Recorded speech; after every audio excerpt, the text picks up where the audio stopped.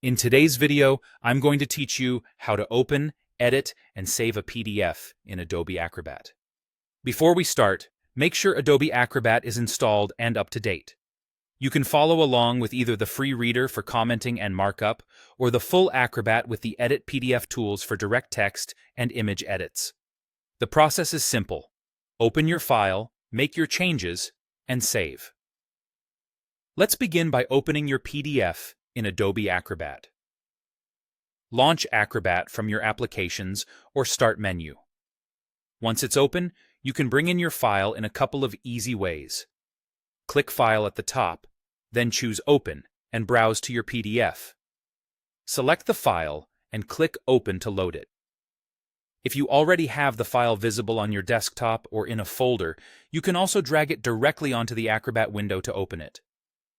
When the document appears, give it a moment to finish rendering, especially if it's a large file or contains lots of images. With the file open, you're ready to make changes.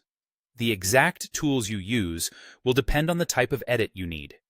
If you're adding comments, notes, highlights, or drawing markups, look for the comment tools. These are great for feedback and annotations without altering the underlying text. Click Highlight to mark text. Use the Note tool to leave a comment, or draw shapes to call attention to areas that need review. If you have access to the Edit PDF tools, you can modify text and images directly in the document.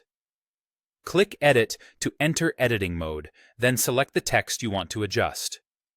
You can correct typos, add or remove words, and change formatting like font size or alignment.